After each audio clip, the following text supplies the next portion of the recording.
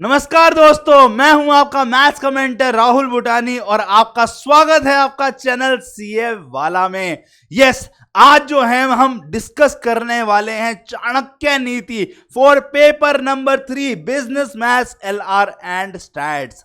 Yes, ये particular video के अंदर हम पूर्ण रूप से सीख जाएंगे कि आपको अगर नॉन मैथ्स के स्टूडेंट्स के अकॉर्डिंगली क्या तैयारी करनी चाहिए और अगर विद मैथ्स वाले स्टूडेंट्स रह चुके हैं 12वीं में तो आपको कैसे तैयारी करनी चाहिए। मतलब 11वीं 12वीं में अगर आपके पास में मैथ्स था तो किस तरीके से आप बहुत अच्छे मार्क्स स्कोर कर सकते हो। आप टारगेट कर सकते हो 100 में से 90 95 नंबर का, और ज्यादा एक्सपेक्टेशन नहीं रखने का। अगर आप नॉन मैथ्स हो या वीक इन मैथ्स हो, अपना टारगेट अगर 80 नंबर का है, 75 नंबर का है, 70 नंबर का है, चलेगा, स्कोर कर सकते हो 90 95, बट उसके लिए एफर्ट बहुत डालने की जरूरत है।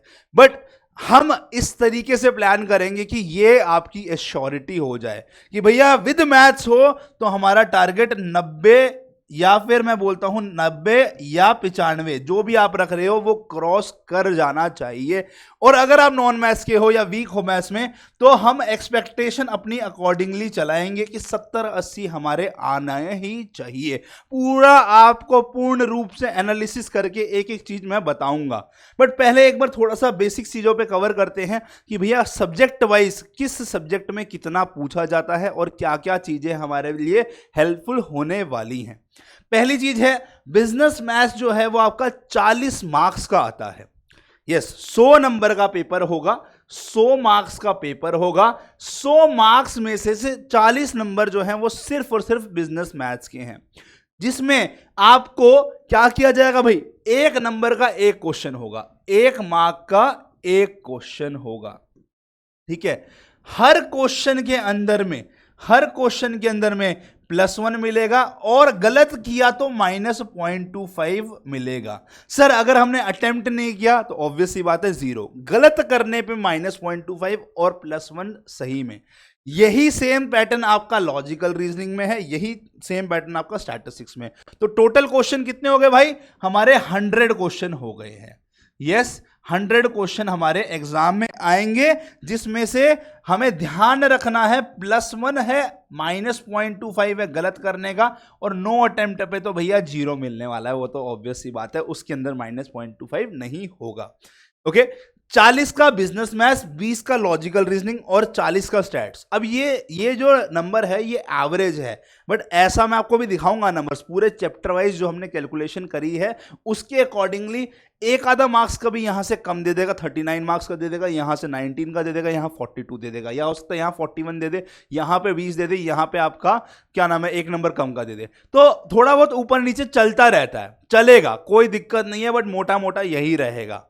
और सबसे इंपॉर्टेंट और आपके लिए अच्छी बात है कि आपके एग्जाम में कैलकुलेटर अलाउड होता है। यस, आप ऐसे दिखने वाला कैलकुलेटर अपने एग्जाम में ले जा सकते हैं, सीए के एग्जाम में अलाउड होता है।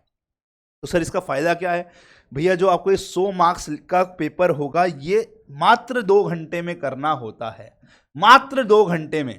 तो कैलकुलेशन स्पीड बहुत फास्ट चाहिए होती है, वो आपके लिए कैलकुलेटर हेल्प करेगा। तो इसके कैलकुलेटर की ट्रिक्स आपको आनी चाहिए। बहुत सारी ऐसी ट्रिक्स हैं जो आपके लिए यूजफुल होने वाली हैं, जैसे क्यूब रूट कैसे निकालना है, फोर्थ रूट कैसे निकालना है, nth रूट कैसे निकालना है, लॉग कैसे निकालना है, स्टैट्स के अंदर में फटाफट से हमें जो है डेटा को ऐड सब्ट्रैक्ट एक साथ कैसे करना है, ये सारी चीजें सीखेंगे।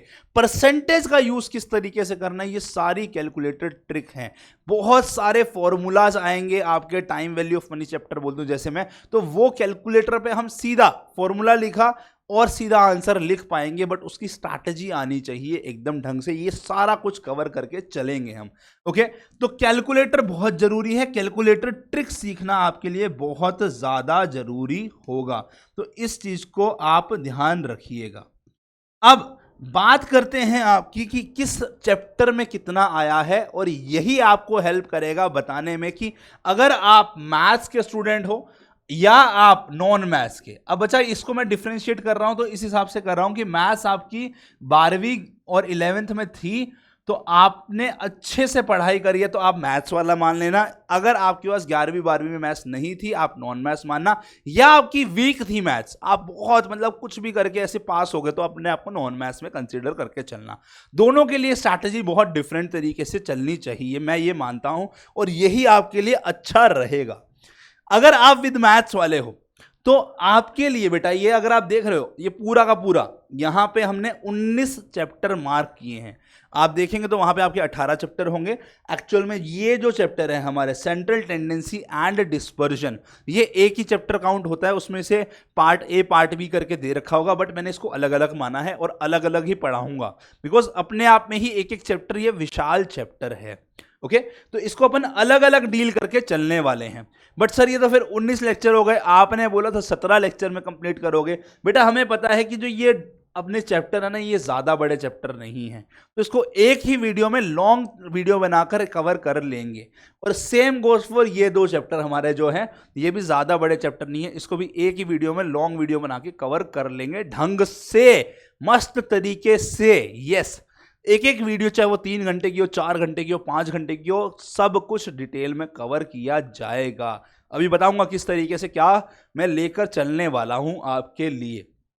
तो इन 2 को क्लब कर दिया, इन 2 को क्लब कर दिया, तो टोटल 17 लेक्चर हो गए। सर आप ज्यादा लेक्चर ले लो। बेटा ज्यादा लेक्चर मैं ले तो लूं, बट आपका जो मैंने कोर्स प्लान किया है वो नवंबर एंड से पहले आपको कंप्लीट करने का किया है। अगर नवंबर एंड से पहले मैं अगर आपका कोर्स कंप्लीट कराना चाहता हूं, तो आपके पास में इस तरीके से मटेरियल होना चाहिए कि आप आगे टेंशन ना ले कि भाई नवंबर एंड है, फिर 12-15 दिन है रिवीजन करने के लिए, बाकी सब्जेक्ट का भी पढ़ना है, बाकी की भी वीडियो आएंगी, तो उसके अकॉर्डिंगली हमने ये प्लान किया हुआ है। बट कवर सब कुछ डिटेल में होगा। आपके पास में टाइम स्टैम्प होंगी, टाइम स्टैम्प के अकॉर्डिंगली आप अपने लेक्चर के अंदर में जो चीज़ जिस टाइम पर पढ़ना चाहेंगे वहां से पढ़ सकते हैं, कोई दिक्कत नहीं आएगी। अब ये क्या है, ये पूरा चार्ट क्या है, ध्यान से समझो। यहां 2018 के अंदर में कौन से चैप्टर में कितने मार्क्स का आया था मई अटेम्प्ट में और नवंबर अटेम्प्ट में, ये लिखा हुआ है। 2019 में मई और नवंबर अटेम्प्ट जो है उसमें कितने मार्क्स का किस चैप्टर में आया था वो लिखा हुआ है। 2020 में एक ही अटेम्प्ट हुआ था, दिसंबर का अटेम्प्ट, याद है आपको, कोविड का टाइम था हमारा, मई अटेम्प्ट नहीं हुआ था, और नवंबर वाला दिसंबर में हुआ था। उसमें कितने का क्या आया था ये लिखा हुआ है। और दिसंबर में भी कुछ ग्लिचेस हुए, तो इसलिए जनवरी में दोबारा एग्जाम हुआ था, उसका भी यहाँ पे मार्किंग स्कीम लिखा हुआ है। देन हमारा अगला 2021 का एग्जाम और ज्यादा डिले हुआ था, जुलाई में हुआ था, तो उसका भी लिखा हुआ है। देन दिसंबर का, एंड देन जून में हुआ था, और अब वापस से दिसंबर में हो रहा है। एक्सपेक्टेड है कि अगली बार सारा कुछ सही हो जाएगा और मई नवंबर की साइकिल चलेगी। तो ये सारे आपके marking scheme particular chapter wise है, और मैंने मोटा मोटा एवरेज निकाल लिया, मैंने मोटा मोटा एवरेज निकाल लिया इसको देखते हुए, और मैं एक्सपेक्ट कर रहा हूं कि लगभग यही मार्किंग स्कीम जो रहती है चैप्टर वाइज। अगर आप देखेंगे वहां पर आपके जो आईसीआई ने दिया है वहां पे परसेंटेज वाइज दिया हुआ है, जो कि क्लब कर रखा है यूनिट वाइज, जिससे आपको ज्यादा एनालिसिस नहीं मिलती है। मैंने पूरी कोशिश करी है कि मैं आपको ज्यादा एनालिसिस करके दूं यहां पर, by using some materials, by using some book references. ये मैंने चार्ट डिजाइन किया है, और एवरेज मैंने अपने अकॉर्डिंगली आपको लाके दिया है यहाँ पे कि भाई ये एवरेज बनता है चैप्टर वाइज वेटेज का। बहुत इंपॉर्टेंट है ये, ठीक है ना। यस, सो अब अगर ध्यान से देखें, मैथ्स के अंदर में 40 में से सिर्फ और सिर्फ ये particular chapter, time value of money जो जिसको बोलते हैं, ये पर्टिकुलर चैप्टर लगभग 13-14 नंबर का आता है। ओ माय गॉड, ये चैप्टर को तो हमें मस्त तरीके से रेडी करना ही चाहिए, और इसको रेडी करने के लिए आपको ये सारे चैप्टर के ऊपर में कमांड पाना पड़ेगा। 1 नंबर का आ रहा है, पढ़ लेना, ज्यादा इजी चैप्टर है ये, बट एटलीस्ट पहले 2 पे कमांड पाना पड़ेगा। तो ये वाले चैप्टर तो हर बच्चे को मस्त तरीके से रेडी करने ही पड़ेंगे अगर आप सीए फाउंडेशन में पास होना चाहते हैं। फिर लॉजिकल रीजनिंग हमें पता है बहुत आसान है समझना, आपके बहुत अच्छे ट्रिक्स लगते हैं, बहुत बढ़िया मेथड होते हैं। तो ये जो हमारे मार्क्स है ना, ये वाले लगभग 19-20 नंबर ये यहां से पक्के हैं, ठीक है ना। और यहां से कितने हो गए भाई, लगभग ये हमारे हो गए हैं 24 मार्क्स। यहां से ये बढ़िया तरीके से रेडी हो सकते हैं, नीचे भी रेडी हो सकता है, उस पर आऊंगा मैं, कौन से चैप्टर इजी हैं और कौन से चैप्टर में क्या दिक्कतें आने वाली हैं। बट उसके बाद में नीचे में चलते हैं पहले, कि नीचे वाला जो हमारा स्टैट्स का पार्ट है ना, इसमें ये पहले 3 चैप्टर की बहुत वेटेज है। यस, और ये बहुत इजी चैप्टर है, ये आप पढ़ भी चुके हैं। Description of data, central tendency, dispersion, ये आप इकोनॉमिक्स में स्टैट्स वाला पार्ट जो आता है उसमें कवर कर चुके हैं। तो बहुत ईजी है, आता भी है आपको, मुझे पता है। और लगभग लगभग यही हमारा 50% बन जाएगा ऑलमोस्ट, है ना, 19 मार्क्स का बनता है। अब उसके बाद में जो आखिरी चैप्टर इंडेक्स नंबर है, ये भी बहुत आसान है। कोरिलेशन रिग्रेशन का फॉर्मूला पता होना चाहिए, बेसिक कंसेप्ट पता होना चाहिए, ये भी बहुत ईजी है कवर करना। तो बच्चा लोग, सबसे पहला मैंने आपकी गारंटी दे दी है पास होने की। ये देखो, हर बच्चा बेटा अगर ये चैप्टर्स पे बहुत अच्छा कमांड पालेगा वो पास तो निश्चित है। बच्चे ये भी नहीं करके जाना चाहते ढंग से मतलब कि आपको एश्योरेंस होना चाहिए इजी लेवल का क्वेश्चन है, मिड लेवल का, डिफिकल्ट लेवल का, सब कवर हो जाए। चेक करो कितना टोटल हुआ। अगर मैं बोलता हूं 24 + 20 कितना हो गया भाई? 44 और यहां 54 और 19। 54 और 19 कितना हो गया बेटा? जल्दी से बताओ। 54 19 हो गया सर 73 मार्क्स। ये 73 मार्क्स में से क्या आप 40 मार्क्स नहीं ला सकते? सर 40 के लिए टारगेट क्यों करते हैं हम, 50 का टारगेट करते हैं। क्या आप इतना नहीं कर सकते? मैं बोलता हूं गलती होती है, डाउट होता है आपको कि ये सही है ये गलत है, बट ये तो 100% हर बच्चा कर सकता है। जिसमें से नीचे वाला पार्ट तो बहुत ईजी है और ऊपर वाले पार्ट में भी ज्यादा दिक्कत नहीं आएगी। मैंने आपको गलती करने के चांसेस भी दे दिए कि आपके जो गलती है वो हो गई यार, बहुत सारे क्वेश्चन में हो गई, फिर भी आप इजीली पास हो सकते हैं। अब बचे हुए 27 नंबर की लगभग बात कर लेते हैं। जहां पे 27 नंबर में भी मैं बोलता हूं तो यहां पे ये वाला जो चैप्टर है इसमें कोई दिक्कत नहीं आएगी, इसमें कोई दिक्कत नहीं आएगी, थोड़ा सा बस कमांड पाना है। तो 73 + 8 कितना हो गया? 81 मार्क्स। ये 81 मार्क्स तो नॉन मैथ्स का बच्चा भी अगर ढंग से पढ़ाई करे तो रेडी कर सकता है, और चाहे गलती करे बिना फुल में से फुल ला सकता है। अब इसका मतलब नहीं है कि बाकी चैप्टर नहीं पढ़ने, पढ़ने हैं। क्यों पढ़ने हैं? क्योंकि इसमें पढ़ने में दिक्कत आएगी थोड़ा सा। जो डिफिकल्ट लेवल के क्वेश्चन है या मिड लेवल के क्वेश्चन है उसमें जिनका नॉन मैथ्स है था, 11th 12th में मैथ्स नहीं था या वीक था, उनको परेशानी होने वाली है। तो ये 8 नंबर में परेशानी होगी, बट 8 में से 2 मार्क्स 3 मार्क्स का तो आप भी अटेम्प्ट कर पाओगे बहुत ईजिली, आप स्कोर कर सकते हो। Same goes for this particular जो हमारा बचा हुआ है। यस, तो ये भी हमारा लगभग कितना बचा हुआ है? 11-12 नंबर का बचा हुआ है। तो ये 8 प्लस मान लो यहां पे 11 बचता है, तो 8 + 11 ये जो हमारा बन रहा है ना 19 नंबर का, ये 19 में से भी आप अगर ढंग से प्रिपरेशन करोगे तब भी आप जो है कितना भाई 5 नंबर तो इसमें ला सकते हो, क्योंकि 5 नंबर का बहुत इजी आने वाला है। तो हर बच्चा 81 + 5 का अटेम्प्ट, दैट इज 86 मार्क्स का तो कहीं गड़बड़ नहीं है। 86 मार्क्स में से हर बच्चा, अगर मैं बोलता हूं, क्या वो 60-70 स्कोर नहीं कर सकता? अगर ढंग से प्रिपरेशन किया तो 80 भी हो सकता है। इसीलिए मैं बोल रहा हूं, चाहे आप नॉन मैथ्स के बच्चे हो या आप मैथ्स के हो, तो आप बेटा बहुत इजीली ला सकते हो। आप कितना 70 to 80 मार्क्स हर बच्चा ला सकता है। यस, तो ये हमने आपको पहला प्लान बताया।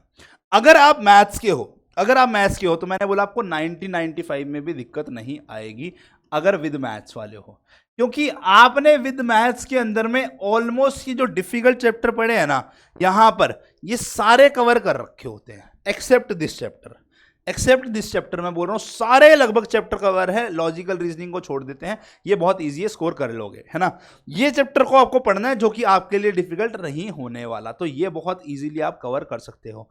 अब जो ये पूरा का पूरा आपको शेड्यूल दिख रहा है ना बेटा, तो मतलब यहां पे मैं बोल रहा हूं अगर आप गलती कम करते हो, बहुत अच्छे से प्रिपरेशन कर रहे हो, कैसे करनी है वो भी बताऊंगा, अभी सब्र करो, ठीक है।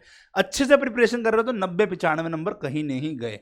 क्या क्या चाहिए उसके लिए, उस पर बताएंगे। एक पूर्ण रूप से बढ़िया तरीके से स्ट्रैटेजी चाहिए हमें, जो हमें ये दिला सकती है, या मैं बोलूं इसको हमें चाहिए भाई चाणक्य नीति चाहिए यहां पे, जो हमें ये मार्क्स स्कोर करने में हेल्प करने वाली है, ठीक है। ये क्या है चाणक्य नीति, इस पे हम आएंगे, ओके।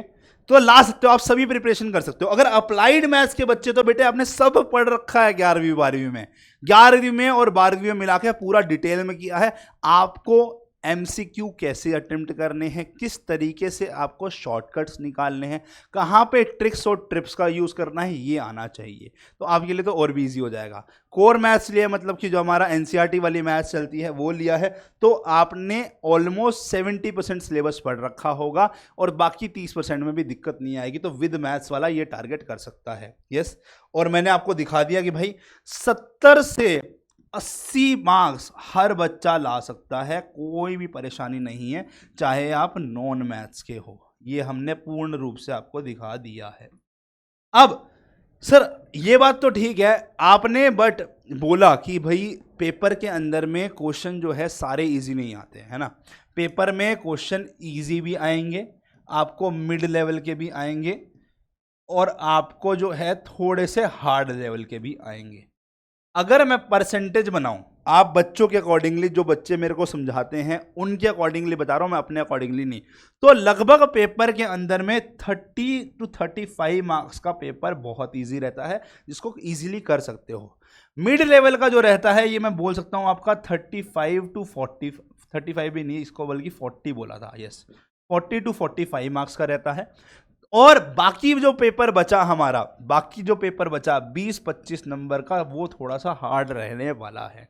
यस, तो इस तरीके का पेपर रहेगा। एवरेज आउट करके देखोगे तो आप इजीली अच्छा स्कोर कर लोगे, कोई टेंशन की बात नहीं है।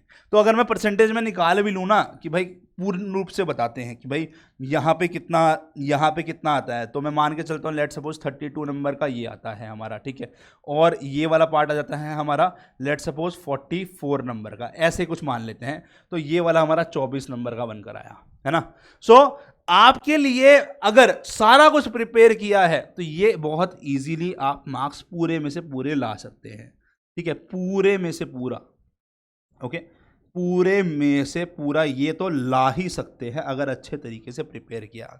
और बचा हुआ हार्ड जो है ना बेटा, एक्चुअल में बहुत ज्यादा हार्ड नहीं है, ये बच्चों को लगता है क्योंकि वो पूरे ढंग से प्रिपरेशन नहीं करते। इसका भी 50% ना मैं बोलूंगा मिड लेवल का हार्ड है, तो मतलब 12 नंबर तो यहां से भी कहीं नहीं गए। तो कितने हो गए भाई, 76 + 12 कितने हो गए, 88 नंबर तो हर बच्चे के लिए ईजी है, अगर वो सब कुछ पढ़ के गया है, सब कुछ पढ़ के गया है। नहीं पढ़ के गए तो सब कुछ तो दिक्कत होगी। अब ये जो मैंने आपको बोला ना बेटा कि आपको ये जो 4 चैप्टर हैं, डिफरेंशिएशन, इंटीग्रेशन, यहाँ पे आपके लिए परमुटेशन, कॉम्बिनेशन, यहाँ प्रोबेबिलिटी और प्रोबेबिलिटी डिस्ट्रीब्यूशन, ये जो 4 चैप्टर बोल रहे हैं कि ये वालों में डिफिकल्टी आएगी, तो इसका मतलब ये नहीं है कि इसको छोड़ देना है, पढ़ना ये भी है, क्योंकि जनरली ये देखा गया है कि डिफिकल्ट चैप्टर में ईजी क्वेश्चन आते हैं। तो ईजी क्वेश्चन तो हम अटेम्प्ट कर ही लेंगे, अगर कंसेप्ट पढ़े हैं तो ये कर सकते हो। यस, अब बात आती है कि क्या क्या चीजें आपको पढ़नी चाहिए और किस तरीके से सर आपको पढ़ाने वाले हैं। तो बच्चा मैं भी पूरी कोशिश है कि आईसीआई का जितना भी कंसेप्चुअल मटेरियल है उसको कवर करके चलूंगा। आईसीआई के जो एमसीक्यू क्वेश्चंस हैं उसमें से जितने भी वैरायटीज ऑफ क्वेश्चन हो सकते हैं वो सारा कुछ कवर करके आपको वन शॉट लेक्चर में देने वाला हूं। हाँ, सारे नहीं हो सकते भाई कवर। बच्चों ने बोला कि सर हमारे पास में एक चैप्टर में 250 क्वेश्चन है, एक ही लेक्चर में करके दिखा दो। आपको भी मजा नहीं आएगा, मुझे भी नहीं आएगा, और ये मान लो, ये जान लो और समझ लो कि भैया प्रैक्टिस खुद करोगे तभी स्कोर कर पाओगे। मेरे सारे क्वेश्चन अगर कॉपी पेस्ट मार दोगे आपके मार्क्स नहीं आएंगे। मैंने आपको अगर वेराइटीज ऑफ क्वेश्चन करा दिए, सारी वेराइटी ऑफ क्वेश्चन कवर हो गए, यस, उसके बाद में अगर आपने प्रैक्टिस नहीं किया तो क्या आप स्कोर कर पाएंगे? नहीं कर पाओगे। प्रैक्टिस करनी जरूरी है। तो बचे हुए क्वेश्चन तो वैरायटी में से आपको चूज करके बस प्रैक्टिस ही करनी है ना। हमने आपको सारी चीजें, सारी ट्रिक्स, सारी चीज समझा दिए हैं, आपको बस अब क्या करना है, खुद से प्रैक्टिस करना है। क्यों? क्योंकि ये एग्जाम में ये देखा गया है कि एक्चुअल में 100 के 100 क्वेश्चन जो होते हैं वो सारे के सारे एग्जैक्टली सेम नहीं आते। हो सकता है 40-50% जो है सिमिलर आ जाए, सिर्फ वैल्यू चेंज करी हो। बाकी 50% की लैंग्वेज भी डिफरेंट हो सकती है। वो लैंग्वेज डिफरेंट होने की वजह से अगर आप खुद सेल्फ प्रैक्टिस करेंगे तभी आप कमांड पा पाएंगे। तो प्रैक्टिस इज इंपॉर्टेंट, याद रखना। इस पे मैं थोड़ा और डिटेल में बात करना चाहूंगा, ठीक है। अब बात करते हैं कि भैया एमसीक्यू पे बात कर दिया, पीवाईक्यू अभी कुछ लूंगा, कुछ अभी लूंगा और कुछ एक डिफरेंट सीरीज बना के आपके सामने प्रेजेंट करूंगा ताकि एंड के टाइम में आपको पूरा प्रिपरेशन हो जाए। एमटीपी जो आपके आएंगे इंस्टीट्यूट के वो भी कवर होंगे यहीं पे यूट्यूब पे, आरटीपी जो आएंगे वो भी कवर होंगे, और एग्जाम लेवल के धाकड़ क्वेश्चन जैसे लव सर बोलते हैं वो घोषित कर दिए जाएंगे क्लास के अंदर ही, तो टेंशन लेने की जरूरत नहीं है। और यही सारी स्ट्रेटेजी ना ये मेरी अकेले की नहीं है, ये हमारे दोनों सीए साहब गुरप्रीत सर और ऋषभ रोहरा सर उन्होंने भी डिसाइड किया है, और लवचुग सर जो हमारे इकोनॉमिक्स के एक्सपर्ट हैं उन्होंने भी यही डिसाइड किया है कि भाई सब कवर करके चलेंगे, हर बच्चे को इस बार हमें सीए फाउंडेशन पार कराना ही कराना है। ओके, अब आगे हमारी चाणक्य नीति क्या होगी, हमारी क्या स्मार्टनेस होगी, किस तरीके से आपको स्मार्टनेस दिखा के एग्जाम को फोड़ के आना है, आओ उस पर भी एक बार बात कर लेते हैं। सबसे पहली चीज, आपको खुद के नोट्स बनाने हैं। हाँ, मेरे को जो क्लास में मैं जो क्लास में आपको कराऊंगा उसके आपको नोट्स मिलेंगे एज इट इज, जो पीपीटी है उसकी पीडीएफ बना के आपको हम दे देंगे, बट उसको सिर्फ रेफरेंस के लिए यूज कर लेना, बट अपने नोट्स बनाओगे नहीं तो पास हो जाओगे शायद, और शायद नहीं, ये बात सत्य है भाई। अगर आप सेल्फ शॉर्ट नोट्स बनाओगे तभी आप जो है अच्छे मार्क्स स्कोर कर सकते हो, ये मैं लिखित में दे सकता हूं। क्योंकि बेटा पहली चीज, जब आप लिखते हो ना तो आपका ब्रेन और हैंड सिंक करता है, जहां पे सिंक करेगा तो इसका मतलब क्या है कि आपकी लर्निंग कैपेबिलिटी बढ़ जाएगी, डिस्ट्रैक्शन खत्म हो जाएगा, आसपास से जो डिस्ट्रैक्शन आ रहा है, थॉट्स चल रहे हैं उल्टे सीधे, वो सारे खत्म हो जाएंगे। तो इसलिए सेल्फ शॉर्ट नोट्स बनाने हैं और क्लास के पैरेलल में ही बनाने हैं, पैरेलल में ही जो बता रहा हूं लिखना है, ठीक है। उसके बाद में फॉर्मूला शीट साथ साथ रेडी करने के, फॉर्मूला शीट्स अपने को रेडी करना है, सेल्फ शॉर्ट नोट्स में ही कवर है। अपना एक पूरा बढ़िया से नोट्स बनाया, ठीक है, मान लो 7-8 पेज का एक चैप्टर का नोट्स बन गया।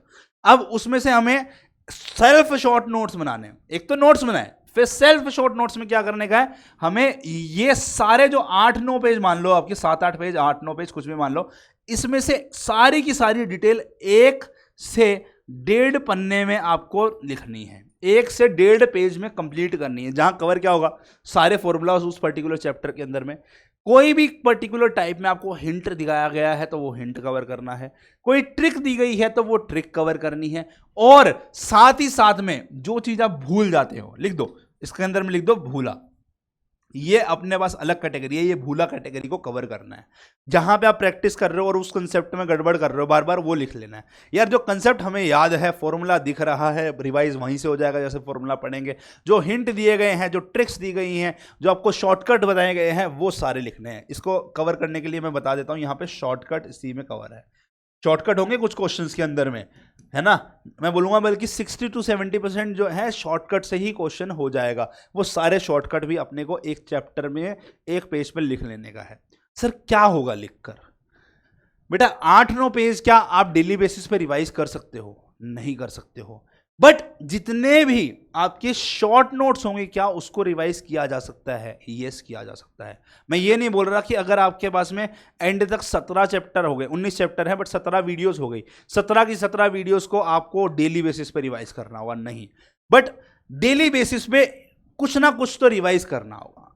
मान लो 2 कर लिया, 3 कर लिया, 1 कर लिया, 4 कर लिया, एक वीक में सारे के सारे शॉर्ट नोट्स, सारे के all SSN should be revise, जितने भी बनाए सारे के सारे रिवाइज होने चाहिए। मतलब मान लो पहले एक वीक में आपने 2 बनाया तो वो सेकंड वीक के स्टार्ट में रिवाइज हो जाने चाहिए, फिर सेकंड वीक तक में आपके 2 पहले वाले, 3 और बन गए 5, 5 के 5 अगली वीक के अंदर में रिवाइज हो जाने चाहिए, फिर अगले वीक में 3 और आ गए तो अगली वीक में 8, तो बर्डन बढ़ेगा बट इसी से प्रैक्टिस भी बढ़ेगी। फिर आपको पता क्या चलेगा, जब आप ये बार बार रिवाइज कर रहे होगे ना, पहले एसएसएन को रिवाइज करने में आपको लगेगा एक चैप्टर का आधा घंटा, ये बता रहा हूं मैं आपको, ठीक है, फिर उसके बाद 15 मिनट, फिर उसके बाद 10 मिनट। जब एग्जाम टाइम आएगा ना, बच्चे टेंशन में जब होते हैं, आपके पास में 17 के 17 पेज के जो नोट्स बने हुए हैं, ये सॉरी 17 के 17 चैप्टर के हमारे नोट्स बने हुए हैं, 17 वीडियोस बोल लो यार, 19 चैप्टर है, मैं 19 मान के चलता हूं, बुक के हिसाब से 18, मेरे हिसाब से 19, और 17 वीडियोस में कवर, ठीक है। जो 17 के 17 वीडियोस लेक्चर के, या फिर मैं बोलूं 19 चैप्टर, जिस हिसाब से भी आप बनाते हो, ठीक है, जिस हिसाब से भी बनाते हो, जब एग्जाम टाइम से पहले एक छुट्टी मिलेगी ना, पूरी की पूरी बुक रिवाइज नहीं करनी है, इसी को ढंग से रिवाइज कर डाला तो लाइफ झिंगा लाला। यस, इसी चैप्टर के अंदर में हम जो है अगर ढंग से रिवाइज करेंगे तो अपने को लगभग ना, मैं बोलूंगा 3 से 4 घंटा लगने वाला है, और उसके अलावा सिर्फ प्रैक्टिस चाहिए। उस टाइम पे पूरी कोशिश रहेगी आपके लिए एक मस्त वीडियो बनाए जो आपको पूरे एग्जाम में हेल्प करे। तो ये करोगे और वो करोगे तो किसके दम है भाई, किसके दम है कि हमें ये मार्क्स स्कोर करने से रोक सकता है।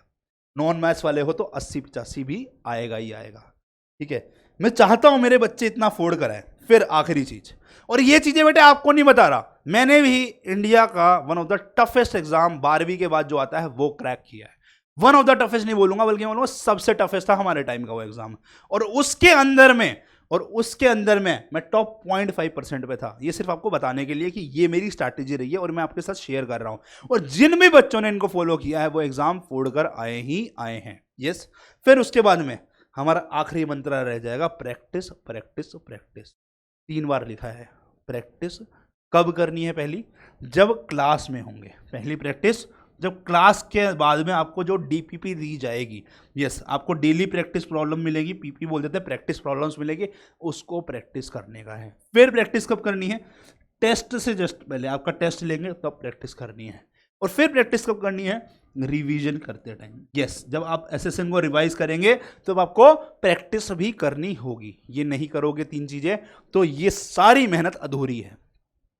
क्यों अधूरी है भाई? ये जो है ना, ये आपका पार्ट है हमारा 50%। मान लो ये 50% प्रिपरेशन है और 50% ये है बेटा एफर्ट। अगर ये 100% नहीं होगा ना तब तक रिजल्ट अच्छा नहीं आता। यस, प्रिपरेशन ऐसी करो कि 100 मार्क के लिए रेडी हो, और रिजल्ट में 50 भी आए ना तो भी दुख नहीं होना चाहिए। ये भी मैं क्लियर कर रहा हूं। प्रिपरेशन ऐसी होनी चाहिए कि 100 मार्क्स के लिए रेडी हो, मम्मी पापा का नाम रोशन करने के लिए तैयार रहना चाहिए। यस, माँ बाप भी बोले यार हमने तेरे पे इतनी मेहनत करी है, तेरे लिए इतने सेक्रीफाइसेस करे हैं, बहुत सारा खून पैसा जो है हमने लगाया हुआ है, तेरे को बढ़ाने में हमने पता नहीं क्या क्या नहीं खोया है।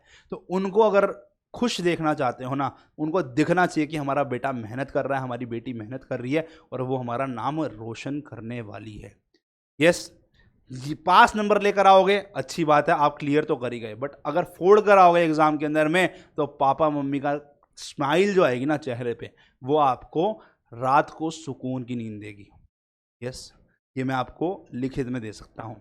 ओके बच्चा लोग, बाकी आप बताओ आपको क्या लगता है कि और क्या एडिशन कर सकते हो आप इसके अलावा अपनी प्रिपरेशन में, जो आपको हेल्प करेगी एग्जाम में फोड़ने के लिए।